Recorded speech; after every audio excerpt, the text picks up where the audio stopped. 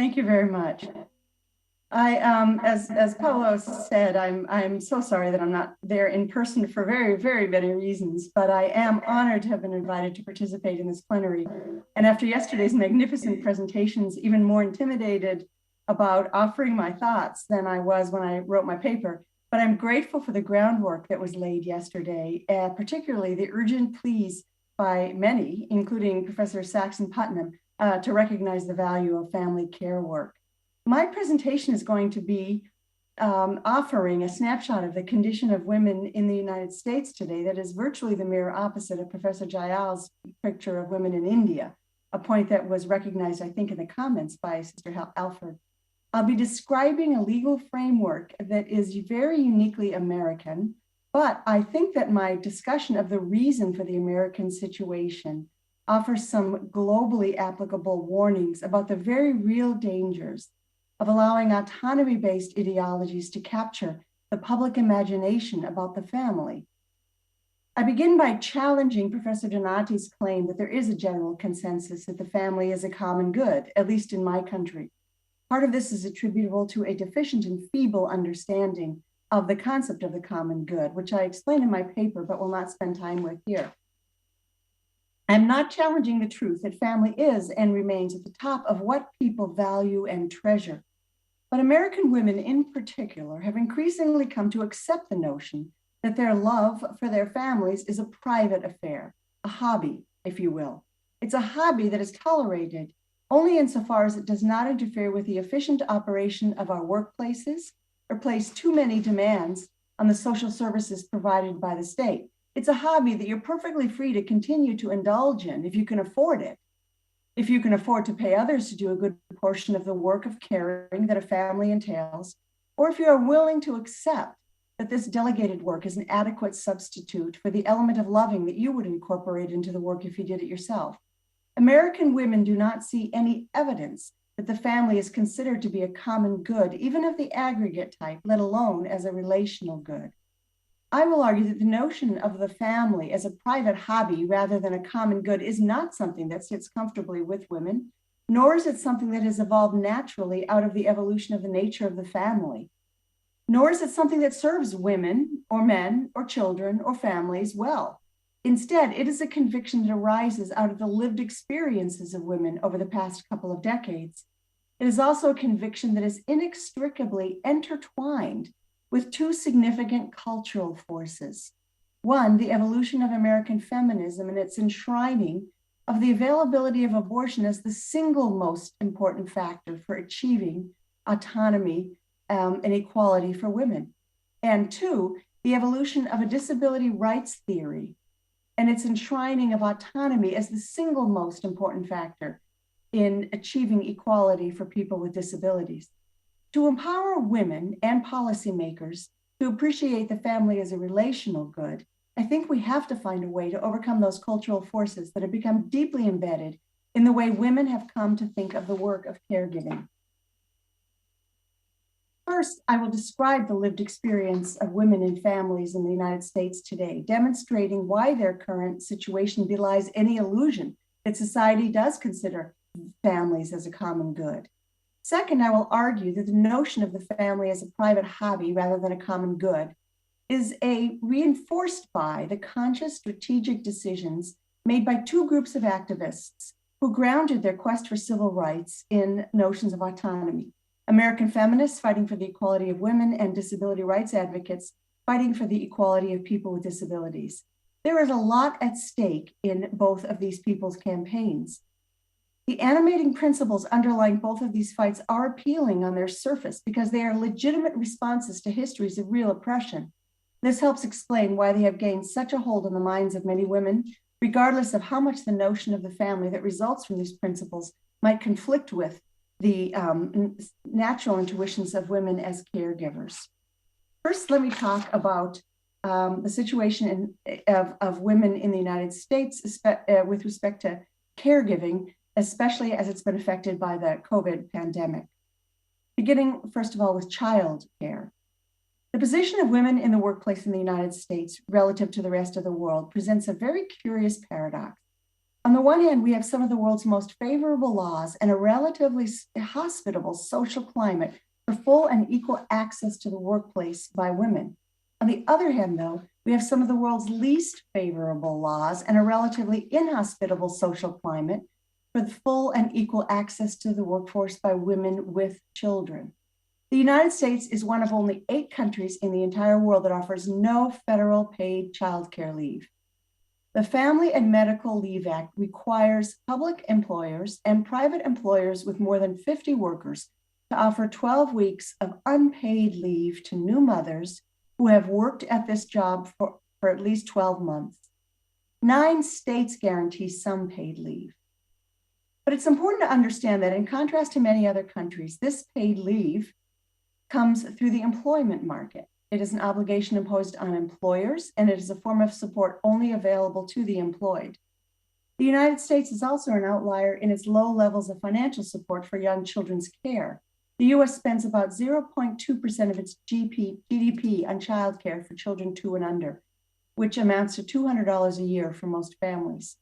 The other countries in the OECD spend an average of 0.7% and some significantly more. This childcare funding, this money, includes the money provided by the federal government to individual states to provide childcare financial assistance for low-income families, to allow families to work or attend school. And the eligibility requirements are determined by each state. The federal government also funds some state-run programs for low-income families that help prepare children from birth to 5 age for school. And in addition, some families with low and moderate incomes are eligible for some tax refunds. So think about that. The sum total of social support you are guaranteed by law for raising a child in the United States is possibly the ability to take unpaid maternity leave for 12 weeks and a possible tax credit. Now, of course, market pressures, the market forces pressure some employers to offering more than mandated by law, including paid childcare leave. But those benefits are typically most often available for the most highly skilled, highly paid, and already privileged workers. With respect to the cost of childcare, unless you are very low income, you are basically on your own. In effect, the United States relies almost entirely on the employment market as the predominant support for caregiving work. One of the scholars, the leading feminist scholars arguing for the need for social reevaluation of the work of caregiving is Joan Williams. And she demonstrates how employment in the US has been structured to accommodate the, quote, ideal worker, namely the person with no obligations for caring for other people, with the ability to devote themselves fully and totally to the demands of their job. As long as this ideal worker continues to drive the workplace, women with caregiving responsibilities will suffer. The pandemic-related economic collapse has vividly demonstrated the inadequacy of this model for caregiving support. In contrast to typical recessions, women's employment was negatively impacted much more than men's. The Bureau of Labor Statistics reported women's labor force participation rate at 57.2%, the lowest since 1988. The economic impact of women's career pauses for childcare is not limited to the wages lost during the period of such unemployment. Such job gaps also result in difficulty being rehired, lower future income growth, and reduced retirement benefits. Some of the explanation for the disproportionate impact of the pandemic on women's labor is explainable by the types of jobs that women have, which are more likely to be not jobs that can be conducted virtually. But an even more significant explanation clearly lies in the disproportionate caregiving demands on women. The coronavirus shutdowns closed schools and daycare centers around the country, keeping kids at home and making it even harder for parents, especially mothers, who tend to provide the majority of the childcare, to keep working. For the lowest paid women, the closure of the biggest source of free public childcare, schools, has been devastating. The dangers of COVID-19 eliminated many of the most other common sources of free or low-cost childcare, help from neighbors or grandparents or family members. Let me talk now a little bit about care for disabled or elderly family members. The history of the evolution of disability rights in the US over the past decades is a truly inspiring story of liberation for people with disabilities, liberation from horrific lives confined in abusive, segregated institutions, to robust legal protections guaranteeing the right to live in desegregated community settings, not to be discriminated against in employment, and easy access to all public buildings and services, including the right to a free, appropriate public education. One of the most powerful statements of that evolution was the Supreme Court's 1999 decision, Olmstead v. LC, which held it was illegal discrimination for a state to keep people in institutional settings if they have been judged competent to live in community settings. But what this opinion did was tell states they're not allowed to institutionalize people unless it is necessary. It didn't do anything to provide or actually create the alternative community-based settings to which these liberated people could move. So how do people with disabilities find alternative living situations? Besides a place to live, people with disabilities often need support for what are commonly called the activities of daily living. These could range from bathing, dressing, feeding oneself, doing household chores, handling money, transportation, or shopping. In other words, the work of caregivers. And some people with disabilities need that kind of caregiving for their entire lives, not just until they are 18 years old and move away from home. To get that help, they have to be either able to pay for it themselves or get support from the Medicaid program, or find family members or friends who are willing to provide it for free. Paying for it yourself requires an income. Even before the pandemic, fewer than 1 in 3 working-aged people with disabilities had jobs. People with disabilities experienced a markedly larger decline in jobs at the beginning of the pandemic than people without, and are experiencing a slower bounce back to employment. So most people with disabilities rely on support from the federal Medicaid program, which is administered through the states. These programs have evolved over the past decades from merely paying people to live in nursing homes or other institutional settings to allowing people with disabilities to choose to receive the help they need in their own homes from whoever they choose. Unfortunately, not every state allocates enough money in its budget to be able to afford for everyone with disabilities to get the help that they would choose. In fact, most states have notoriously long waiting lists for people who have technically qualified for such help to actually get it. And even if a person with a disability gets off the waiting list, they have to, 1, they have to find a place to live, and 2, they have to find people willing to do the personal assistance work you need to get by. Although Medicaid does let people with disabilities choose their personal care attendants, Medicaid controls the wages that they can be paid for this work. The Medicaid reimbursement rates for this work are notoriously low, and these jobs typically come without any employment benefits. The lack of qualified care workers has been acknowledged as a crisis for decades, and the crisis has gotten dramatically more serious through the upheavals of the COVID pandemic. The Great Resignation has led to stiff competition for workers in all sectors. And while the free market has begun to respond by significantly raising wages, the Medicaid restrictions on wages that can be paid for care work and the budget constraints in the various states with long waiting lists for services persist. So where do people with disabilities end up finding the housing and support they need? Who are the people willing to house them, willing to do the care work needed to afford people with disabilities some level of independence for free or for minimal pay?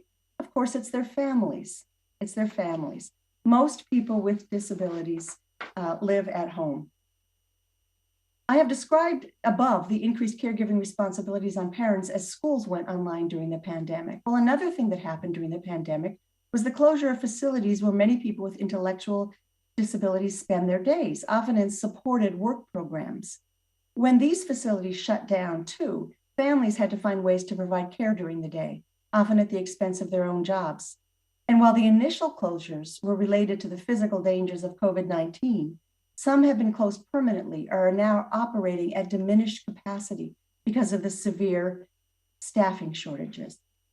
Care for the elderly who cannot live by themselves follows the same general outlines as the care for the disabled. More of the elderly population will have a history of employment that affords them the savings to pay for very good housing situations or good care. But those who are not so fortunate must depend on the housing and care that is offered by their families or rely on the Medicaid system, which is bedeviled by some of the same economic and bureaucratic constraints as described above for the disabled, and suffers the same severe staffing crisis. So, how did we get into this situation? Let me turn to that question now. First of all, the feminist trajectory of responsibility for care work. Legal scholar Julie Suck published an article in the Columbia Law Review in 2010 called "Are Gender Stereotypes Bad for Women? Rethinking Anti-Discrimination Law and Work-Family Conflict." She contrasted the US's pathetically feeble family leave with that of many European countries, which guarantee months of paid maternity and paternity leave with robust job protections. Suck analyzed the different commitments of feminist theory that led to the generosity of these countries, but continue to make it impossible for laws mandating any paid maternity leave to get anywhere in the United States, despite decades of efforts. Suck explained that in Europe, the issue of maternity leave was historically considered entirely separately from the issue of sick leave or disability leave. In those countries, legal schemes evolved that considered childbirth to be something unique, not a disability or an illness, and an endeavor in which the women who are primarily affected by it deserve the support of the entire social network. Maternity or paternity benefits are not the responsibility of the employer, they are the responsibility of the state, provided in recognition of the social value of care work. In contrast, in the United States, the issue of maternity leave has always been inseparably intertwined with employment law. Suck pointed out that the trajectory of the American approach was shaped primarily by feminists in the 1960s and the 1970s who argued for equality based on sameness. They worried that distinguishing between childbirth and other medical conditions by requiring employers to offer maternity benefits would perpetuate negative stereotypes about women's ability to work, resulting in discrimination against women.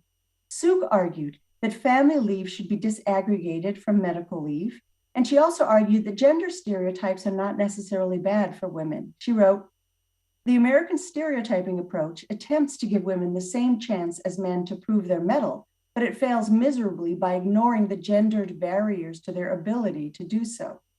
A careful look at that last quote reveals, I think, precisely why the American approach is so problematic with respect to the notion of family as a relational good. Suck explains that the American approach attempts to give women the same chance as men to prove their mettle.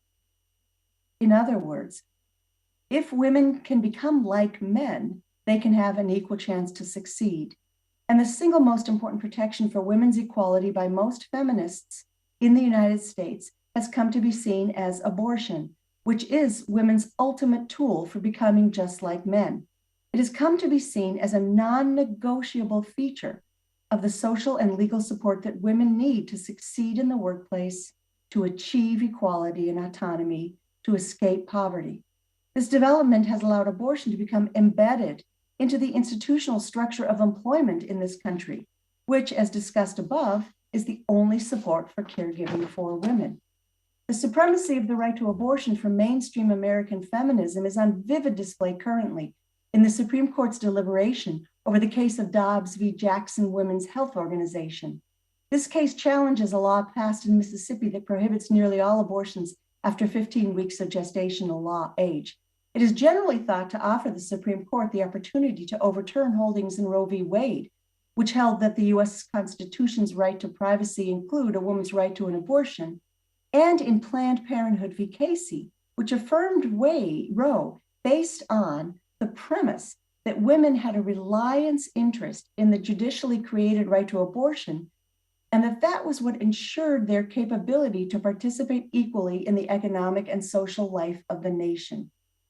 So the right to abortion, to escape the responsibility of caregiving, has been prioritized over the right to care for children or the elderly or people with disabilities without suffering severe economic penalty. The fight for the right for women to become more like ideal male workers has been prioritized over the fight to restructure the workplace to accommodate caregiving or to institute social supports for caregivers outside of the structures of the workforce.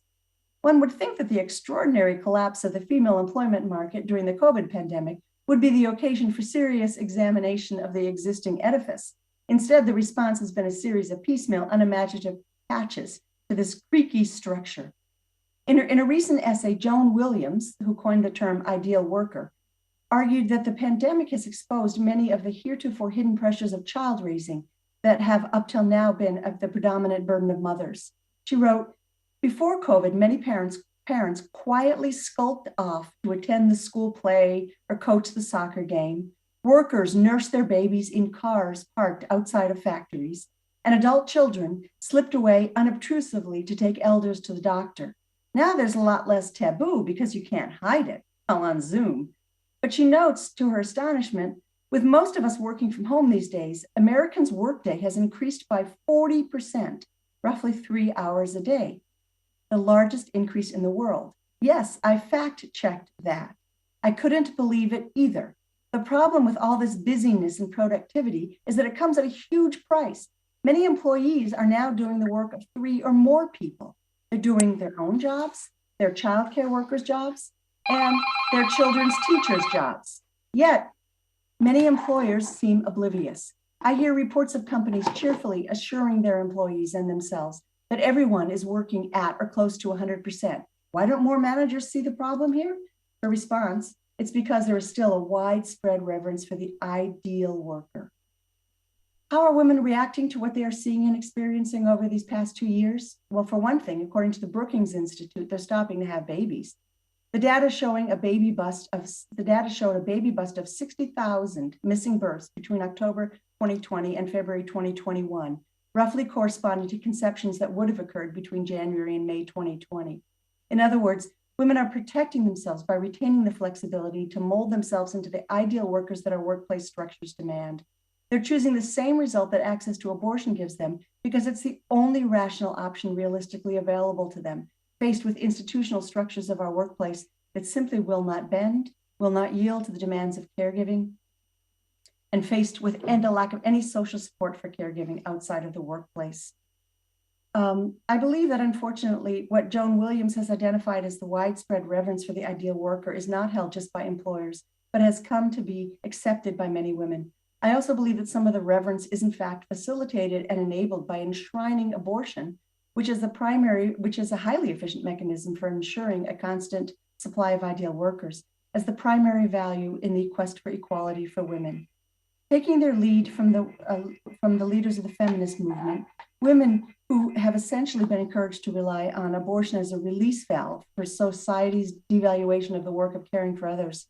As long as abortion maintains its status as the single most important factor in ensuring women's equality, one, women who would prefer other options are made to feel as though they are not committed to the ideal of equality for women. And two, feminist activists have little incentive to fight for structural changes that might offer other options. As a result, women who choose to become parents and to devote time to caregiving of others are left with the reality that this choice is a private one that they can indulge with if they want, but not to expect any social support for making that choice. Having a child or caring for a disabled or elderly family member is like taking up sailing. It's perfectly fine to do if you can afford it, but not something that deserves any social support. I will not have time to discuss in detail the trajectory of the disability rights movement that leads to similar sorts of results, but you can read about that in my paper. Briefly though, the ideology of the disability rights movement has increasingly come to enshrine the notion of autonomy as the most important value that people with disabilities and advocates of people with disabilities should be advocating for in order to ensure equality of people with disabilities. This has been a powerful force for many improvements in civil rights and justice according to people with disabilities, but it has some big flaws. For one thing, it ignores the reality of physical conditions responsible for some physical and cognitive disabilities that are very real and provide obstacles to independent living. And more significantly, though, it's based on a concept of human nature in which self-representation and the freedom to shape one's own identity are the paramount values. Let me talk just briefly about the ways two concrete ways in which policies are changing to reflect the value of autonomy and leaving people with disabilities who are not capable of autonomous lives out in the cold without any supports. Thus, leaving the family caregivers equally. Lisa, I'm sorry to interrupt. I just want to give you a 2-minute warning on your talk. Okay. Thank you. Thank you. One of these has to do with jobs and the other has to do with housing. Over the past decades, there has been a push to close what are called sheltered workshops, any sort of a work situation in which people are paid less than minimum wage or working in any employment situation that is outside in the general world and not in a sheltered situation. And what has happened as a result of that is that sheltered workshops have been shut down. Any kinds of sheltered employment has been shut down. And people with disabilities who cannot succeed in independent jobs out in the community are being left without any options. Funding streams have been shut down by changing the definitions of employment settings that are appropriate to be funded by the state to exclude funding for any employment setting formed for the specific purpose of employing individuals with disabilities, eliminating group employment settings such as janitorial or landscaping crews, in which, unless the employer can prove that this crew was not put together for the purpose of employing people with disabilities. So family caregivers who are responsible for the daily care of significantly disabled people are increasingly left on their own with respect to finding things for their family members to be doing during the day. The same thing is happening with housing options. Funding sources for group homes or family-like structures, such as the communities of L'Arche, which I serve on the board of directors, are being closed and under increasing strain because the ideology of the disability rights movement is causing funding to be transformed only to independent kinds of apartments with support that are not appropriate for a lot of people with disabilities. Thank you, Lisa. So, thank you. Thank you.